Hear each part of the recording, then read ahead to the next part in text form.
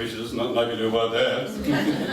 But the second half of the show after dinner, we'll have a lot of fun. And basically my function here now is to introduce your guest speaker. Her name is Florence Strang. Some of you may know her.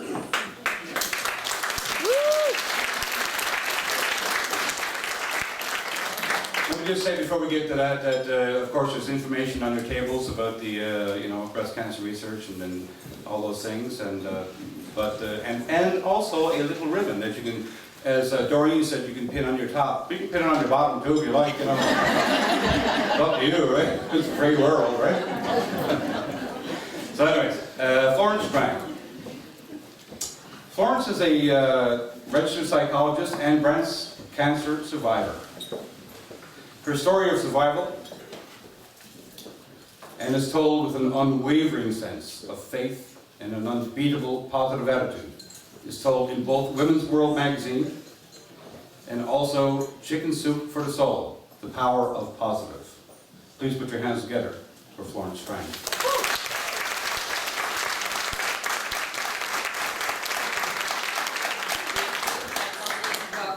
And I'd like to thank the organizing committee, and especially Doreen and everybody who was involved in organizing this, for inviting me here tonight. It is really truly a pleasure for me to be here, and it's an honor for me to be part of such a special event. I'd like to begin actually by introducing you to someone, and she's going to kill me. This is Susan Gonzalez. Could you stand up for a second, Susan?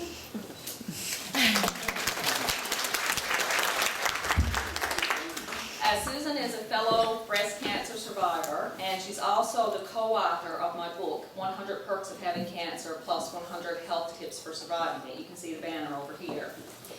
And the book is written, but it's not actually out yet. On August 22nd, we're going to meet in Nashville, Tennessee, and we're going to have the official launch of that book. So keep your eyes open. I guess in September you'll be able to find the book in bookstores and online. So that's my little plug for the book. But I'm not here to talk about my book tonight. I'm here to talk to you about hope.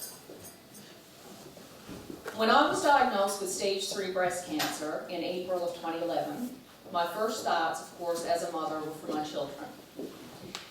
Most specifically, I really worried about my 2 teenagers. I had, at the time, Caitlin, my daughter, was 16, and my son, Donovan, was 14. And I was thinking, like, how are they going to cope with having a sick mom around the house?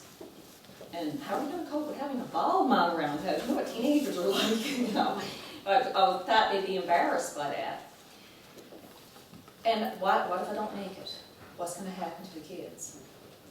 And believe it or not, I was not so much concerned about my littlest boy, Ben, who was 6 years old, because Ben has autism. And sorry. His communication skills are really limited. He doesn't talk a lot. So I thought, how am I ever going to get him to understand that I'm sick? The words, he just doesn't have that many words and he doesn't understand a lot. And I thought, even if I do get the message through to him that Mom is sick, being in a world of his own, as we say about people with autism, is he really going to care that I'm sick? I didn't think so. But I couldn't have been more wrong. From day one, Ben showed his support to me. He, even though he doesn't talk a lot, like many people with autism, he is very smart. And he learned how to use a computer to communicate. And he typed up little messages. He also, for some reason, goes on eBay and Googles Thomas trains. I caught him one day and I said, good thing that kid doesn't have my credit card. He was buying Thomas trains on eBay. And after I was diagnosed, Ben would come to me with little notes, and the notes would say things like, Mom is sick, or Mom is hurt. And I thought, that's amazing, like he understands, he knows I'm sick. And sometimes he would bring me notes with messages like, Dear Mom, I love you, or Mom, you are nice. And I thought, wow, not only does he know, he cares. He was trying to make me feel better. He didn't do that before I had cancer, and he hasn't done it since. It was just during that time he'd bring me these little notes. And, of course, kids with autism are not great cuddlers. You probably know that. They like to be around, do their own thing. They're not the cuddly, or many of them are not the cuddly type. But I have to be honest, when I was going through treatments for cancer, Ben would always come to me with his stuffed dog Scruffy and have that little cuddle. And I remember one day in particular, I was diagnosed in April, and this was in May, and we had a freak snowstorm. It was just me and Ben in the house. And for anybody here who's been through a cancer diagnosis, I'm sure you'll agree with me, the worst part is not hearing you have cancer. The worst part is waiting for your test results to find out how far the cancer has spread. It's just terrifying. And that was the stage I was at that time. And I was lying on the couch, looking out through the window at this blizzard. And I was thinking how that storm outside was how I was feeling inside. I'm sorry. Just give me a second. And Ben came to me with his stuffed dog, Scruffy. And he cuddled up, and he pointed out to the window, and he goes, "Look, a rainbow," which of course means look, a rainbow. And I thought, well, that's weird. For one thing, there's a blizzard going on, so there's no rainbows out there. And for another thing, kids with autism are not known for great imaginations. They're very literal, they're very concrete, they don't pretend things. So it really took me by surprise that he would say he saw a rainbow. And I said, "Where, Ben, what do you see?" And he said, "A rainbow," and he pointed again. And I'm a big believer in signs and symbols. And of course, a rainbow is a symbol of hope. And I knew that was a sign from God for me to hold on to hope. And I did.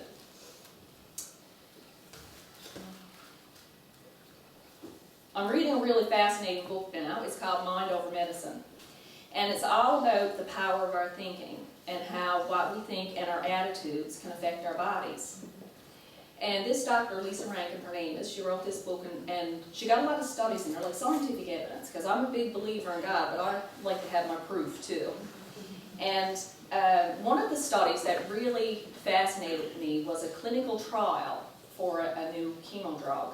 And of course, there is no cure for cancer, and they're always researching, not only trying to find a cure, but also finding more effective treatments and drugs. So this clinical trial was trying a chemo cocktail. We say there was 4 different drugs, and I wouldn't be able to tell you the names of them, but I do remember the letters were EPOH that stood for the 4 drugs that were in this chemo. And the researchers were doing studies all across the United States. There was a lot of different trials going on.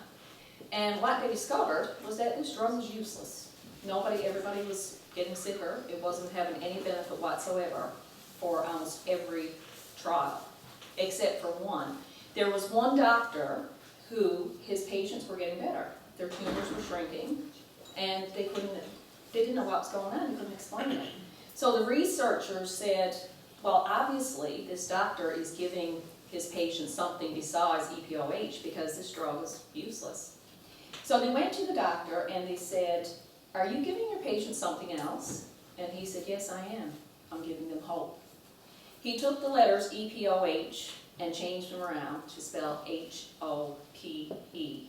And he put that on the chemo bags. And he told these patients that he was injecting them with hope. And his patients were getting better. So that tells you something, that hope is not just a state of mind or something to make you feel mentally and emotionally better. Hope can have very real physiological changes on your body. And I'm sure there are other cancer survivors in this room besides me. But everybody here is a survivor of something. We all have our crosses to bear. We all have our challenges. And the message I want to give you tonight is no matter how bad things may seem, don't ever let go of hope. Thank you.